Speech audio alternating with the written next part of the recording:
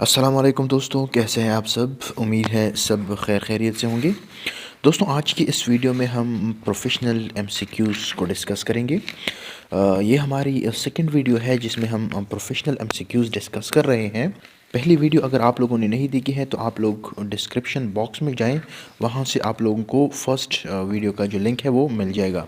दोस्तों, जैसा कि आप लोगों को पता है कि न्यू सिलेबस के मुताबिक जो लेक्चरशिप के टेस्ट हैं उनमें 30% प्रोफेशनल एमसीक्यूज़ होंगे, जिसको पेडागोजी भी कहते हैं। तो सब्जेक्ट और ग्रामर के साथ साथ प्रोफेशनल एमसीक्यूज़ का जो पार्ट है वो उसको प्रिपेयर करना भी लाजमी है। तो चलो दोस्तों, आते हैं फर्स्ट एमसीक्यू की तरफ। Regular change in teaching strategies in the class is required. कहते हैं कि क्लास में टीचिंग स्ट्रेटजीज रेगुलरली चेंज करना क्यों ज़रूरी है। तो फर्स्ट ऑप्शन है हमारे साथ, to reduce the burden level of people, to match content and objective with strategy. Third option है हमारे साथ, to match it with ability level of peoples. And fourth one है ऑल ऑफ द अबव। तो इसका जो correct option है वो है ऑप्शन नंबर डी, क्योंकि टीचिंग स्ट्रेटजीज़ में बार बार चेंजेस का मतलब भी यही है कि स्टूडेंट्स का जो बर्डन है वो कम किया जाए। कंटेंट की जो ऑब्जेक्टिव्स होते हैं, मतलब जो हम सिलेबस पढ़ाते हैं उनके जो ऑब्जेक्टिव्स और मकासद होते हैं वो पूरे हो जाए। और थर्ड नंबर पे है to match it with the ability level of peoples. इसका मतलब ये है कि स्टूडेंट की जो एबिलिटी है वो भी मैच की जाती है कि आया जो कंटेंट मैं पढ़ा रहा हूँ आया वो स्टूडेंट के लेवल के मुताबिक है। तो इसलिए ऑप्शन नंबर डी जो है ये करेक्ट ऑप्शन है। नेक्स्ट एमसीक्यू की तरफ आते हैं। While delivering lecture in the class, कहते हैं कि क्लास में लेक्चर डिलीवर करते वक्त एक टीचर को क्या करना चाहिए। Option number one, must give illustration to clarify the difficult points. Option number B, take the help of notes. Option number C, deliver long lectures. And option number D, all of the above. तो यहाँ पे जो correct option है वो है option number A, must give illustration to clarify the difficult points. एक teacher को चाहिए कि वो जो मुश्किल पॉइंट्स होते हैं, डिफ़िकल्ट पॉइंट्स होते हैं, उनको इलस्ट्रेट करे, उनको क्लेरिफाई करे। नेक्स्ट एमसीक्यू की तरफ आते हैं। Bright student can be motivated well by, कहते हैं कि जो ब्राइट स्टूडेंट होते हैं, मतलब जो काबिल स्टूडेंट होते हैं या हार्ड वर्किंग स्टूडेंट होते हैं, वो किस चीज़ के ज़रिए अच्छे से मोटिवेट हो सकते हैं। तो फर्स्ट ऑप्शन है rising their aspiration level and goals of life. Option number B है introducing novelty in strategies. Option number C है giving the quick feedback. And option number D है नन ऑफ दीज। तो इसका correct option है option number A, rising their aspiration level and goals of life. Next MCQ की तरफ आते हैं। Which one is not among the elements of active learning, कहते हैं कि इनमें से कौन सा एलिमेंट है जो कि एक्टिव लर्निंग का एलिमेंट नहीं है। फर्स्ट वन है मटेरियल्स, सेकंड है मैनिपुलेशन, थर्ड वन है लैंग्वेज और फोर्थ वन है प्रैक्टिकलिटी। तो इसमें हमारे साथ ऑप्शन नंबर डी जो है प्रैक्टिकली, ये हमारे साथ एक्टिव लर्निंग का एलिमेंट नहीं है। तो ऑप्शन नंबर डी हमारे साथ करेक्ट ऑप्शन है। नेक्स्ट एमसीक्यू की तरफ आते हैं।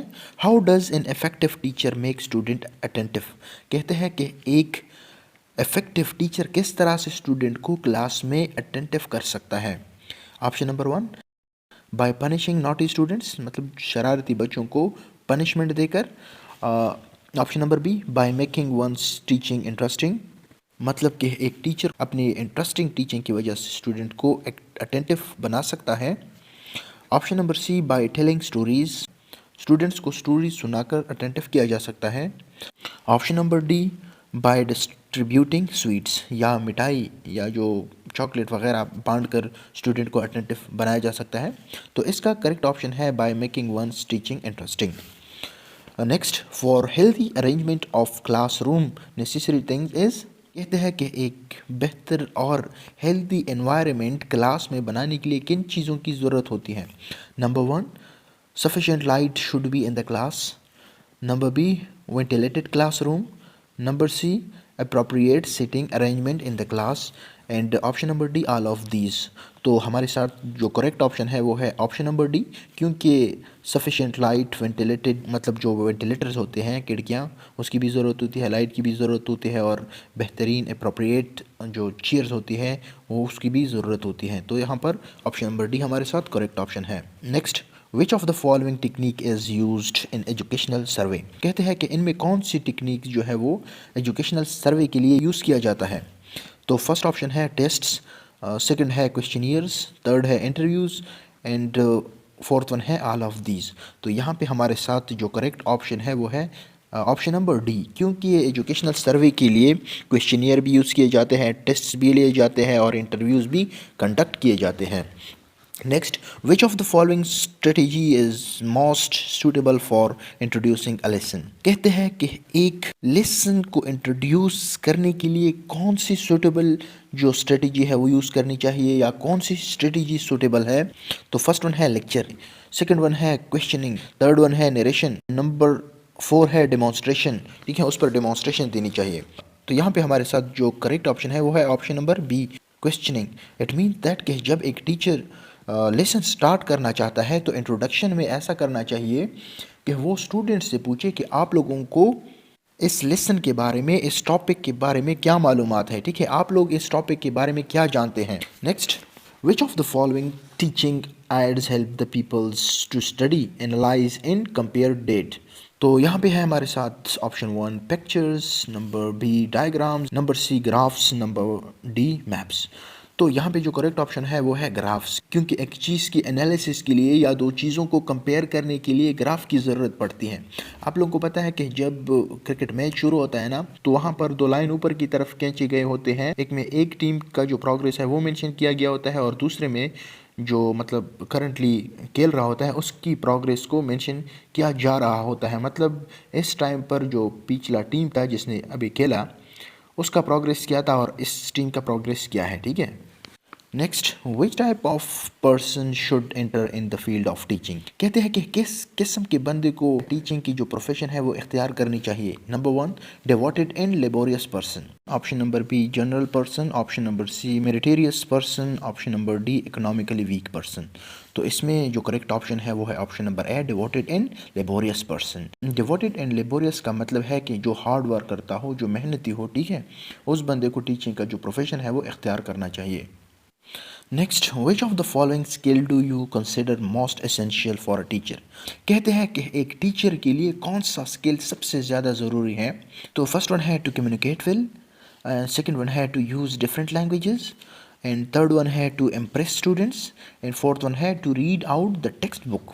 तो यहाँ पर ऑप्शन ए जो है ये करेक्ट ऑप्शन है, टू कम्युनिकेट वेल, क्योंकि डिफरेंट लैंग्वेजेस तो कोई भी सीख सकता है और बोल सकता है और स्टूडेंट को इम्प्रेस करना भी कोई मुश्किल काम नहीं है और टेक्स्ट बुक का पढ़ना भी कोई मुश्किल काम नहीं है। लेकिन स्टूडेंट के साथ अंडरस्टैंडिंग और कम्युनिकेशन को बेहतर बनाना ये बहुत ज़्यादा मुश्किल काम है। ठीक है ना, तो ये इम्पॉर्टेंट चीज़ है। Next, one of the basic principle of socializing individual is. कहते हैं कि इंडिविजुअल को सोशलाइज करने के लिए बेसिक प्रिंसिपल इसमें कौन सा है। नंबर 1 है रिलीजन, नंबर 2 है कास्ट, नंबर 3 है एजुकेशन और नंबर 4 है इमिटेशन। तो रिलीजन भी इम्पॉर्टेंट है, रिलीजन भी इंडिविजुअल को सोशलाइज करता है, लेकिन इसका जो दायरा कार होता है ये बहुत लिमिटेड होता है। अगर कोई हिंदू है तो उसका दायरा हिंदू तक रहेगा, अगर कोई क्रिश्चियन है तो उसका सोचने का दायरा जो है वो क्रिश्चियनिटी तक रहेगा।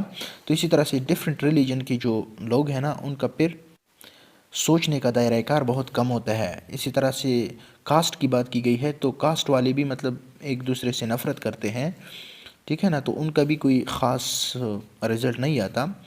और नंबर सी जो है एजुकेशन, आप लोगों को पता है कि एजुकेशन जो सोशलाइजेशन करती हैं ये यूनिवर्सल सोशलाइजेशन होती है, ये एक रिलीजन एक कास्ट तक महदूद नहीं रहती। तो इसका जो करेक्ट ऑप्शन है वो है option number C. Next, which of the following is not related to educational achievement. कहते हैं कि इसमें कौन सा चीज़ है जो कि एजुकेशन के थ्रू अचीव नहीं किया जा सकता या एजुकेशनली अचीव करना पॉसिबल नहीं है। तो फर्स्ट वन है हेरिडिटी, सेकेंड वन है एक्सपीरियंसेस, थर्ड वन है प्रैक्टिस और फोर्थ वन है self learning.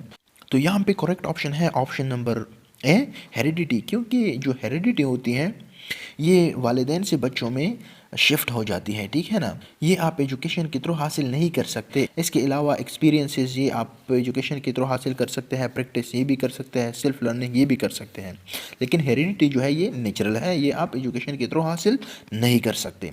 Next, when a teacher enters in his class on the first day the theme of discussion should be. कहते हैं कि जब एक नया टीचर स्कूल चला जाता है फर्स्ट डे पर उसको किस चीज़ पर बात करनी चाहिए, उसकी जो डिस्कशन है उसकी थीम कौन सी होनी चाहिए। नंबर ए स्कूल बिल्डिंग, उसको चाहिए कि स्कूल बिल्डिंग के मुतालिक जो स्टूडेंट हैं उनको आगाह करे, उनको इन्फॉर्म करे, उसके बारे में बताए। Option number B school principal, एक टीचर को चाहिए कि वो उस प्रिंसिपल के बारे में जो स्टूडेंट हैं उनको बताएं। Option number C course content, या जो कोर्स कंटेंट है, सिलेबस है, जो बुक्स में स्टोरीज है, किस्से कहानियाँ हैं, उनके बारे में बताना चाहिए। या ऑप्शन नंबर जो डी है इंट्रोडक्शन, अपना इंट्रोडक्शन कराना चाहिए और स्टूडेंट से उनके नाम पूछने चाहिए। तो इसका जो करेक्ट ऑप्शन है वो है ऑप्शन नंबर डी इंट्रोडक्शन, क्योंकि स्कूल बिल्डिंग को डिस्कस करना ये ज़रूरी चीज़ नहीं है, स्कूल प्रिंसिपल के बारे में बताना भी ज़रूरी नहीं है, कोर्स कंटेंट को एक्सप्लेन करना भी ज़रूरी नहीं है, क्योंकि फर्स्ट डे है आपका, आपको चाहिए कि इंट्रोडक्शन लें और इंट्रोडक्शन दें, ठीक है ना। Next, responsibility for the failure of student lies with the, कहते हैं कि एक स्टूडेंट के फेलियर में, जब वो फेल होता है तो इसकी रिस्पॉन्सिबिलिटी किसके ज़िम्मे जाती है? Number 1 student and teacher, number 2 teacher and parents, number 3 student teacher and parents, number 4 student only. तो इसमें करेक्ट ऑप्शन ऑप्शन सी है, स्टूडेंट टीचर एंड पेरेंट्स। कहते हैं कि एक स्टूडेंट के फेलियर में इन 3 बंदों का किरदार है, स्टूडेंट का मतलब स्टूडेंट खुद, और उसका टीचर और उसके parents. Next, who is creative child, कहते हैं कि एक क्रिएटिव चाइल्ड कौन सा होता है? इज़ रेगुलर इन क्लास, जो क्लास रेगुलर आता है। Does not necessarily obey the instruction direction by the teacher, वो जो गैर ज़रूरी इंस्ट्रक्शन टीचर का नहीं मानता। ऑप्शन नंबर सी है is extraordinarily discipline. Option number C है इज़ क्यूरियस अबाउट एवरीथिंग, या वो स्टूडेंट जो हर चीज़ के बारे में क्यूरियस होता है, उसको तजस्सुस होती है, हर चीज़ के बारे में सीखना चाहता है। तो इसका जो करेक्ट ऑप्शन है वो है option number D, is curious about everything. Next, what is not the aim of learning, कहते हैं कि लर्निंग का एम इनमें से कौन सा नहीं है? फर्स्ट ऑप्शन है to acquire knowledge, option number B to get a good job, हाँ ये भी लर्निंग का एम है। Option number C to develop life skill, हाँ ये भी है। Option number D to develop competence and skills, हाँ बिल्कुल ये जो है करेक्ट ऑप्शन है, ये लर्निंग का एम नहीं है, क्योंकि लर्निंग में कॉम्पिटेंस आप हासिल नहीं कर सकते, बल्कि आप पहले लर्न करते हैं, फिर उसके बाद एक्सपीरियंस के थ्रू स्किल्स हासिल करते हैं, कॉम्पिटेंस लाते हैं अपनी जो चीज़ आपने सीखी। Next, which one is the best method of teaching eight primary level, कहते हैं कि इसमें कौन सा मेथड जो है वो प्राइमरी लेवल पर बेस्ट है? Traditional black board and chalk method, मतलब जो ट्रेडिशनली लोग ब्लैक बोर्ड और चाक यूज़ करते थे, ये बेस्ट मेथड है। Option number B self learning, and option number C learning by doing, and option number D play with method. तो इसका जो करेक्ट ऑप्शन है वो है option number D play with method. ये अपने लिए एक अलग टॉपिक है, ये एक मेथड है जो कि टीचर्स को सिखाया जाता है कि आपने प्राइमरी लेवल पर किस तरह से पढ़ाना है स्टूडेंट को। Next, if you are asked to deliver a speech on a critical topic you will, कहते हैं कि जब आपको कोई कहे कि आपने इस क्रिटिकल टॉपिक को डिस्कस करना है, इस पर स्पीच देनी है, तो आपको क्या करना चाहिए? Option number A refuse to do so, उसको आप रिफ्यूज़ करो कि मैं ये नहीं कर सकता। Option number B take advice from your friends, अपने फ्रेंड से एडवाइस लो। Option number C be ready happily, या आपको खुशी खुशी जो है तैयार रहना चाहिए किसी भी टॉपिक पर स्पीच देने के लिए। Option number D ask for some time to decide, या उस बंदे को कहो कि मुझे कुछ टाइम दो सोचने के लिए। तो इसका जो करेक्ट ऑप्शन है वो है option number C be ready happily, कहते हैं कि आपको हर वक्त तैयार रहना चाहिए, चाहे वो स्पीच जिस टॉपिक पर भी हो। Next, as a teacher you would like the student who are, कहते हैं कि एज अ टीचर आपको किस किस्म के जो स्टूडेंट है वो पसंद करनी चाहिए या पसंद होते हैं वगैरह वगैरह। तो ऑप्शन नंबर 1 है नॉटी, मतलब जो शरारती बच्चे होते हैं। Option number B dedicated, option number C indiscipline, and option number D irresponsible. तो नॉटी तो किसी को पसंद नहीं होते, इनडिसिप्लिन भी पसंद नहीं होते, इररिस्पॉन्सिबल भी पसंद नहीं होते, और जो बेस्ट स्टूडेंट होते हैं टीचर के वो डेडिकेटेड होते हैं, मतलब जो हार्ड वर्क करते हैं, सबक सीखते हैं, मेहनत करते हैं। तो यहाँ पे हमारे साथ करेक्ट ऑप्शन है option number B. Next, a successful teacher should be, कहता है कि एक बेहतरीन, एक काबिल, एक सक्सेसफुल टीचर की कौन कौन सी क्वालिटीज़ हैं? नंबर 1 टॉलरेंट, उसको टॉलरेंट होना चाहिए। Option number B lover of discipline, option number C ready to pardon, and option number D all of the above. तो यहाँ पे जो करेक्ट ऑप्शन है वो है हमारे साथ ऑप्शन नंबर डी, क्योंकि एक टीचर को टॉलरेंट और लवर डिसिप्लिन, इसके साथ साथ रेडी टू पर्डन, ये तीनों क्वालिटी एक टीचर में होनी चाहिए। Next, the most attractive feature of teaching profession is, कहते हैं कि टीचिंग प्रोफेशन की जो मोस्ट अट्रैक्टिव फीचर है वो कौन सी है? Number 1 earning from tuitions, number 2, more than sufficient free time. Option number 3, social respect. And option number 4, pleasure of teaching. तो इसका जो करेक्ट ऑप्शन है वो है सोशल रिस्पेक्ट। आप लोगों को पता है कि बाहर ममालिक में टीचर को बहुत रिस्पेक्ट दी जाती है। पाकिस्तान की बात तो अलग है, क्योंकि पाकिस्तान में हर रोज़ टीचर की पिटाई होती रहती है प्रेस क्लब के बाहर, या मतलब जब भी ये कोई अपने हक़ के लिए आवाज़ उठाते हैं तो टीचर को बहुत ज़्यादा मतलब उसको डिसरिस्पेक्ट दी जाती है पाकिस्तान में। Next, as a teacher your attitudes towards a student who is weak in studies should be. कहते हैं कि एक ऐसे स्टूडेंट के मुतल्लिक जो कि स्टडीज़ में वीक हैं, आपकी एटीट्यूड कैसी होनी चाहिए। Number 1, strict. उसके साथ आपको स्ट्रिक्ट रहना चाहिए। Option number B, lovely. आपको उससे मोहब्बत करनी चाहिए, लवली अंदाज में उसके साथ पेश आना चाहिए। Number C, generous. मतलब जनरस दयालु को कहते हैं। Option number D, sympathetic. आपको उस पर रहम करनी चाहिए, उसके साथ शफ़क़त से पेश आना चाहिए, उनको पनिश नहीं करना चाहिए, क्योंकि बाज़ स्टूडेंट ऐसे होते हैं कि उनको समझ में ही नहीं आती, नेचुरली ऐसा मतलब उनमें फैक्टर होता है कि वो नहीं समझते, ठीक है ना। तो ऐसे स्टूडेंट के साथ एक टीचर को सिंपैथेटिक रहना चाहिए। इसका करेक्ट ऑप्शन ऑप्शन डी है। Next, teaching is a 3 dimensional process which does not invoke. कहते हैं कि टीचिंग एक 3 डायमेंशनल प्रोसेस है, लेकिन आप मुझे बताएं कि इन ऑप्शन में से वो कौन सा डायमेंशन मेंशन है जो कि टीचिंग डायमेंशन नहीं है। Option number 1, student. बिल्कुल ये है 3 डायमेंशनल प्रोसेस का हिस्सा। टीचर भी है, एनवायरनमेंट भी है। एंड ऑप्शन नंबर डी जो है, लाइब्रेरी, ये टीचिंग प्रोसेस का हिस्सा नहीं है, ज़रूरी चीज़ नहीं है, ठीक है ना। तो ऑप्शन नंबर डी जो है ये करेक्ट ऑप्शन है। तो दोस्तों ये हो गई आज की MCQs। इंशाल्लाह नेक्स्ट वीडियो में हम इसी तरह से मज़ीद मोस्ट इंपॉर्टेंट और मोस्ट रिपीटेड MCQs को मेंशन किया करेंगे। तो अगर आप लोगों को हमारी वीडियो अच्छी लगी है और आप लोग चाहते हैं कि हमारी जो वीडियोस हैं वो आप लोगों को मिलती रहें, तो आप लोग हमारे चैनल को सब्सक्राइब करें और वीडियो को लाइक और शेयर करना ना भूलें। Thank you very much.